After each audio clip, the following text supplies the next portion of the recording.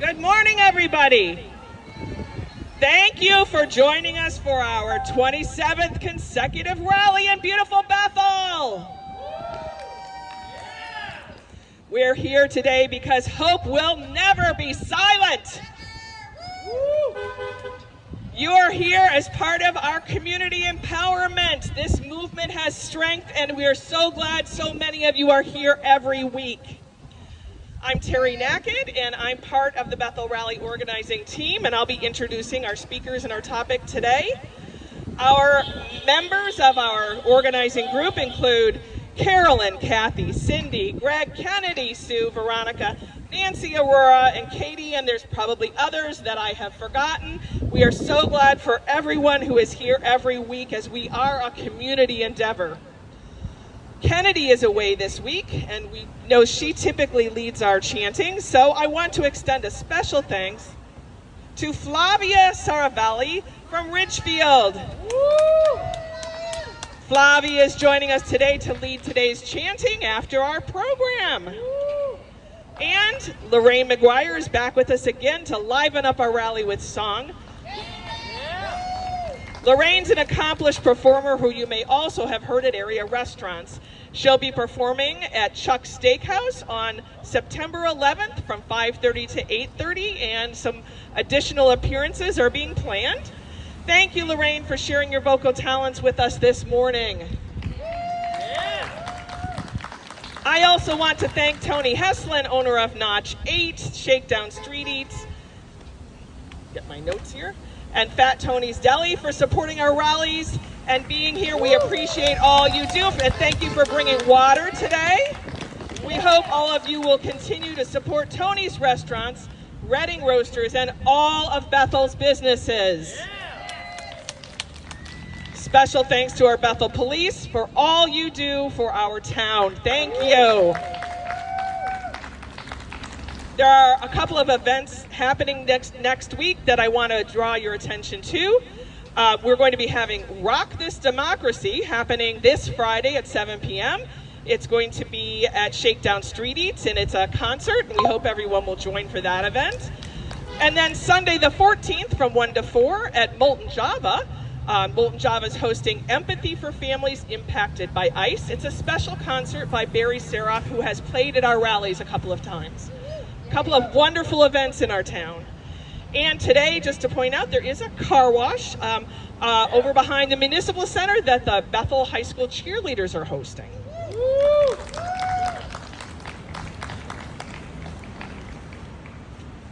Our approximate rally schedule is 11 to 11:15, chanting at the curb. 11:15 to 11:45 is our program and music, and that's now. 11:45 till noon, Flavia will lead us with our rally at the curb, and then around noon we'll be embarking on our march, and then we'll wrap up around 12:30, but you are welcome to stay as long as you like. I want to call attention to the tables here on the green, where you'll find sign-making supplies, information on more ways to get involved in community activities, a QR code to signing up for our newsletter, and you're welcome to add a note to our banner that many of us have already signed. There is also a bin where you can leave items for Bethel's food pantry. We are grateful for any non-perishable items that will be donated to the food pantry.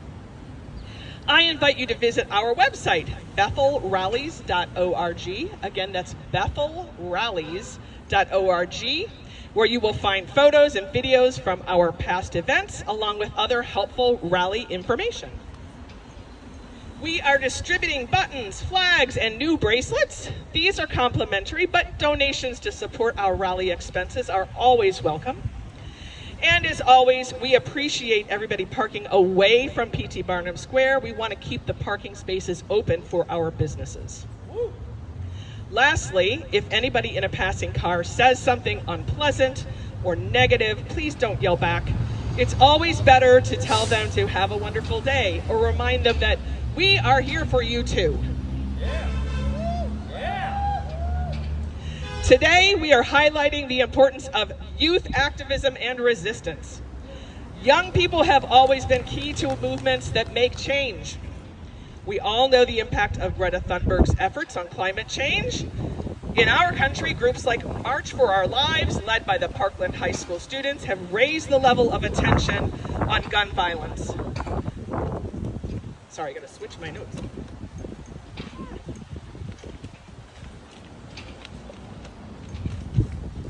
During the civil rights movement of the 60s, figures such as John Lewis exemplified the courage and resistance of youth in the fight against racism and segregation. Today, we're going to hear from, I'm not sure both of our speakers are here, but Jeremy is here. So at least one young person is going to speak about how we are truly making a difference in Connecticut. So joining us again from Justice Southbury is Jeremy Klein Farrell. He will share with us his efforts to engage other young people in activism and politics. Jeremy is a queer, autistic, Jewish activist who continues to be involved in rallies throughout Connecticut, raising awareness and speaking out about hate activities and book banning efforts. Thank you so much, Jeremy, for being here again, and please take the mic.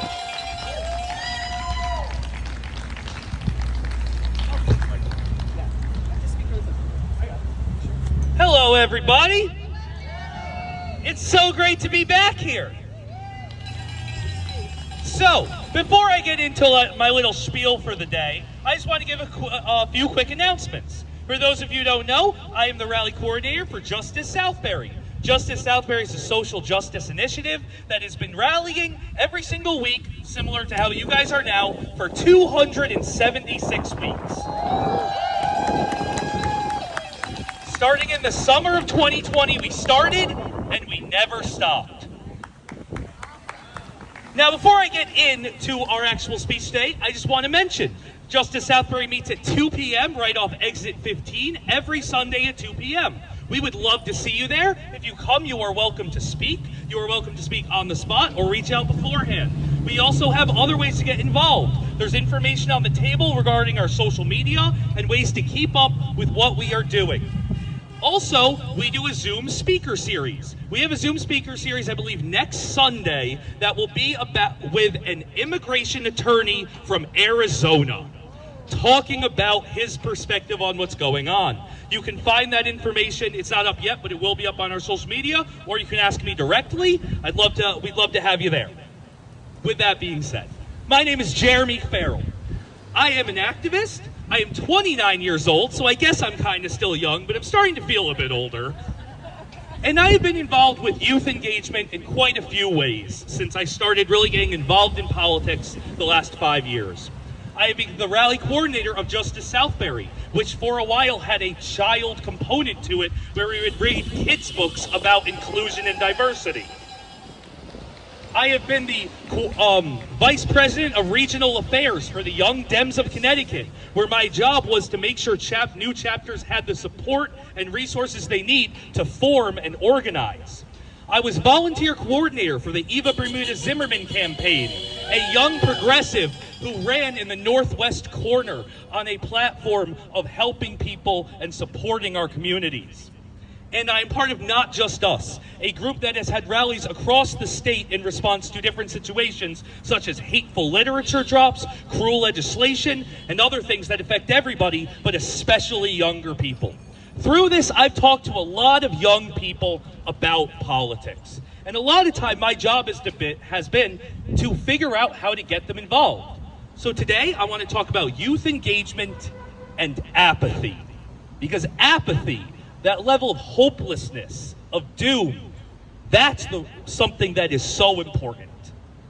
So when I was trying to first talk to people about getting involved, I would talk about people's ability to make a difference. I would talk about how you can help a campaign. You can knock doors. That might get a voter. You can phone bank. And when I found resistance to that, I took a step back and I talked about how you can just go to a rally. You can show up to a rally like this. You can write your representatives on various issues. You can even just donate $5 towards Seek funding in Connecticut. In Connecticut, most candidates run with state money. They need a certain amount of signatures and money donated to get there. Those signatures are considered $5 and up donations. The faster you get there, the faster you can start your campaign. Donating $5 is a significant, real way to make a difference in a campaign. And I still was met with resistance. This all worked a bit, but it was a struggle. What I learned in this process is that we need to show acceptance and respect towards those feelings of apathy, doom, and fear. It's crushing, it's real, and it's completely paralyzing for so many. But before we can keep talking about that, we need to acknowledge one simple truth. If we want to discuss why we so often struggle with youth involvement in this part of the state, it's actually quite simple. Young activists who grew up here and moved away and didn't come back. I can't tell you how many times I have seen this. So often due to affordability. Moving back to Connecticut, back to these kinds of towns in Connecticut, is just not practical for so many, even if they learned how to be activists in these communities. And this is tragic. It feels like we can't figure out youth involvement. We can't keep them involved long term. We can't figure out a system that just works. But I don't think it's that simple. These young activists may not be here anymore, but they are not gone. A simple truth of youth engagement is that young people are still forging their own paths in lives. They will bring what they've learned with them. A difficult thing that we have to accept is that we need to support and provide guidance to young activists, knowing that our communities may never directly benefit from where they take those skills. Maybe in this case, it's us who have to fight feelings of apathy. We may never see the results, but it's still worth the work. I'll be blunt.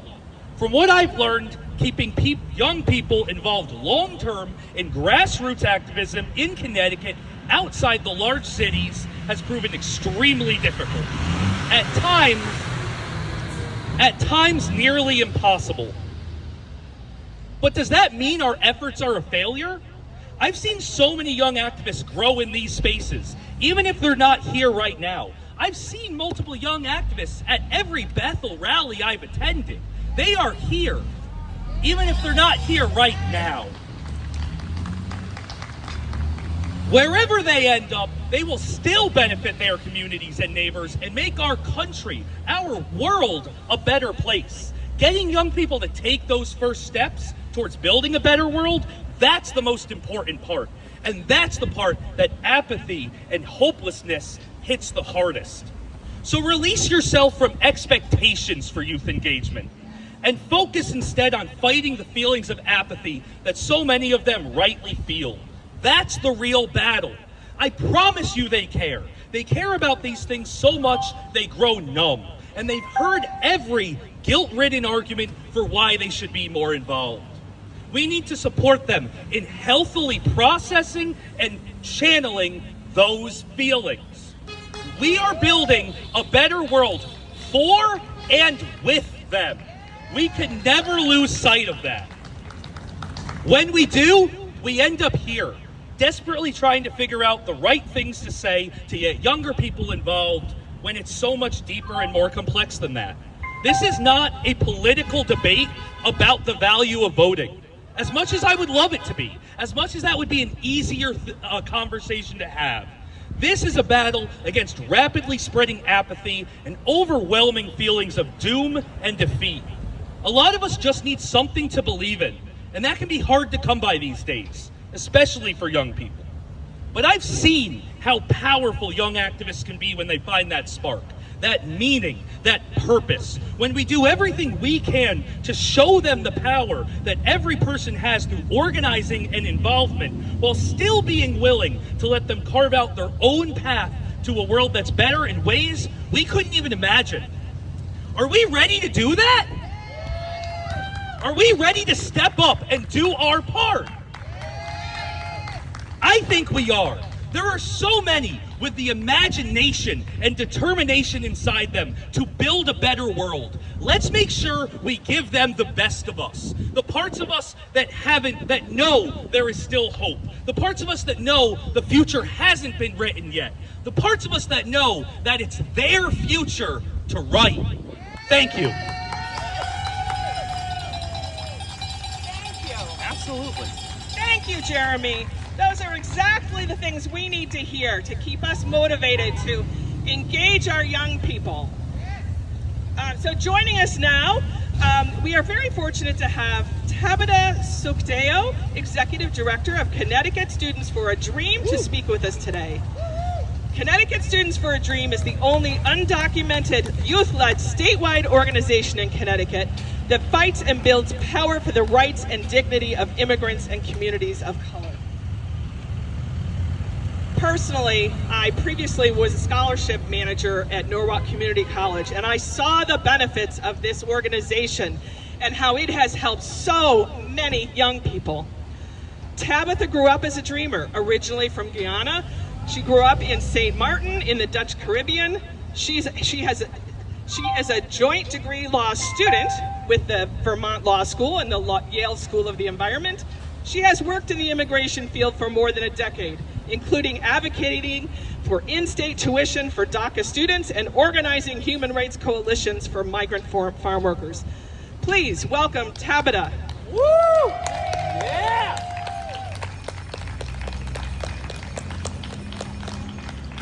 Hi everybody, thank you so much for having us here today. How are you guys feeling? You guys feeling okay? Yeah! Good. You guys always, you ready to fight? Yes! Awesome. Great. I apologize, I'm running a little late and I was trying to get here as fast as I can all the way from New Haven, so thank you so much for your patience. Thank you! So guys, it's been really tough these days, I have to tell you. It's hard to be a young person. It's funny because I'm 31 years old and I feel like I'm quite old, but apparently that still means that I'm a youth, so that's fun. Can you guys hear me okay in the back? Awesome. Great, so I just want to tell you a little bit about my story because I think it's important for you to have a context of what's happening right currently in our landscape. And so as you guys heard, I'm originally from Guyana, and when I first came to the United States, I was 16 years old, and that was in Florida. Now, this was during the recession, and what that meant was that it was really difficult to be a newcomer to America during that time.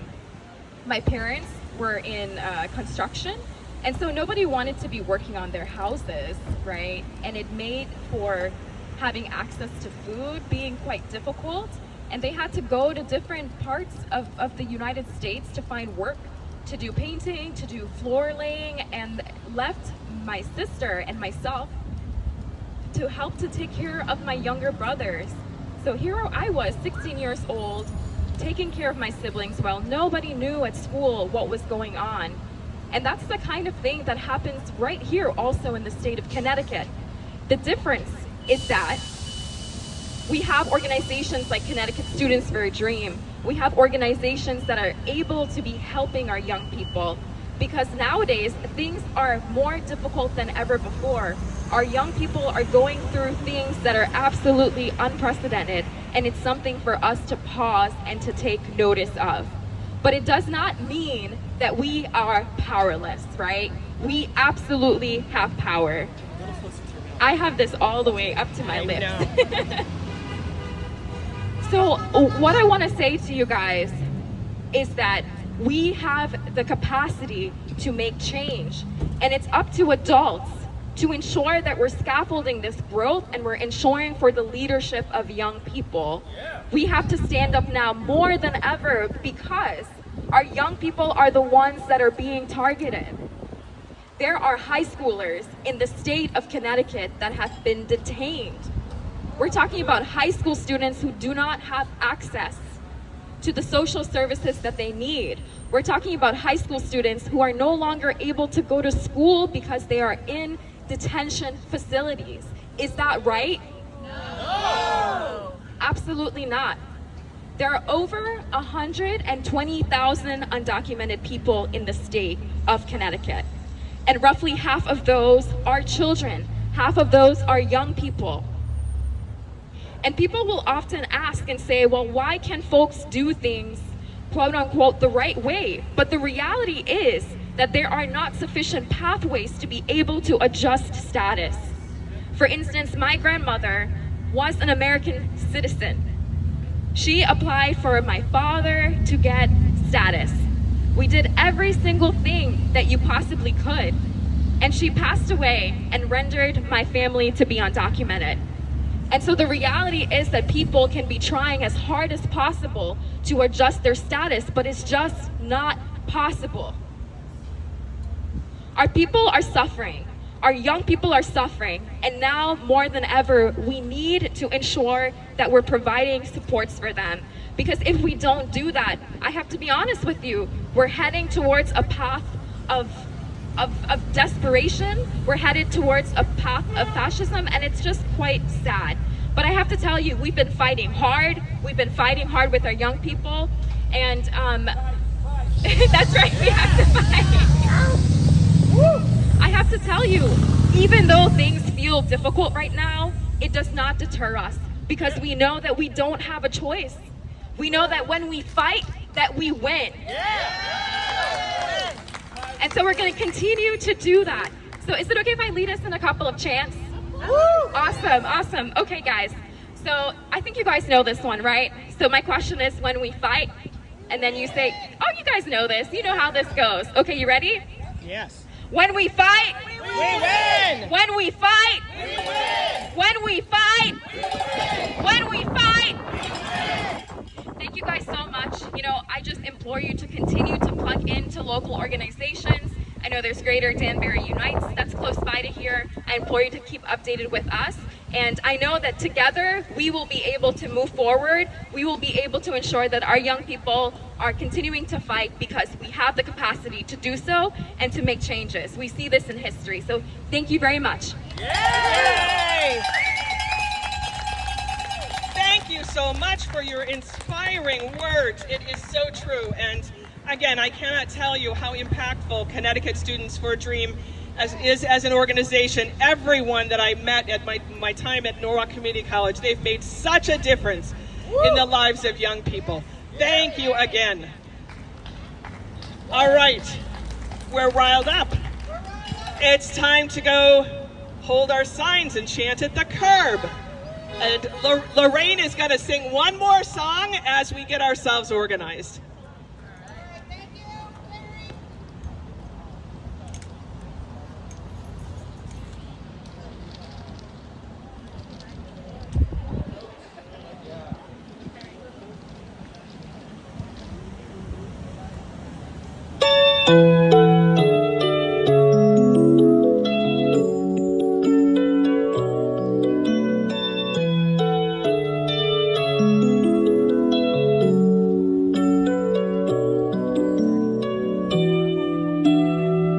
I believe the children are our future.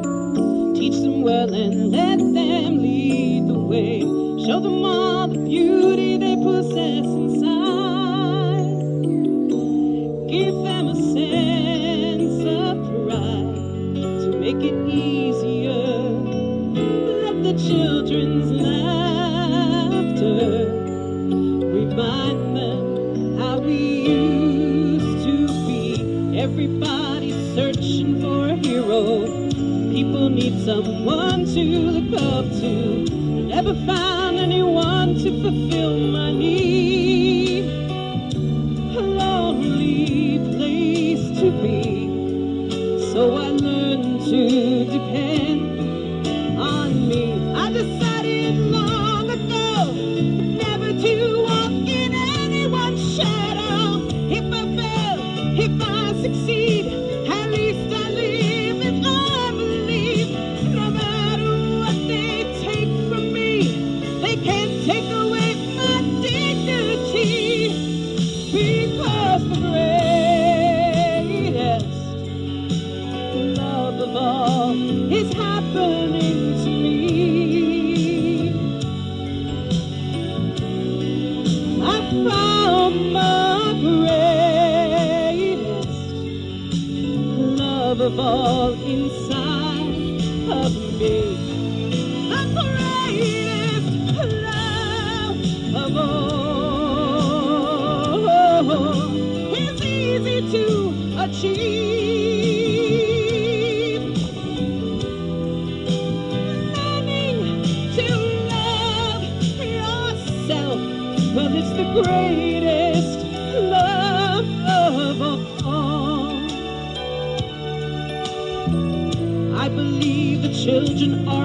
future.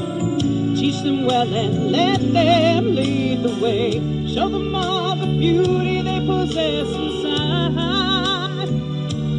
Give them a sense of pride to make it easier.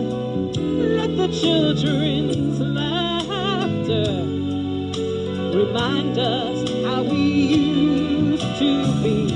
I decided long ago never to walk in anyone's shadow. If I fail, if I succeed, at least I live as I believe. No matter what they take from me, they can't take away my dignity.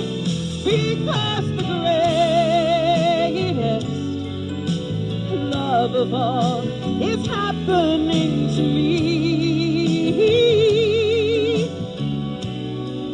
I found the greatest love of all inside of me. The greatest love of all is easy to achieve. Learning to love yourself, 'cause it's the greatest love of all. And if by chance that special place that you've been dreaming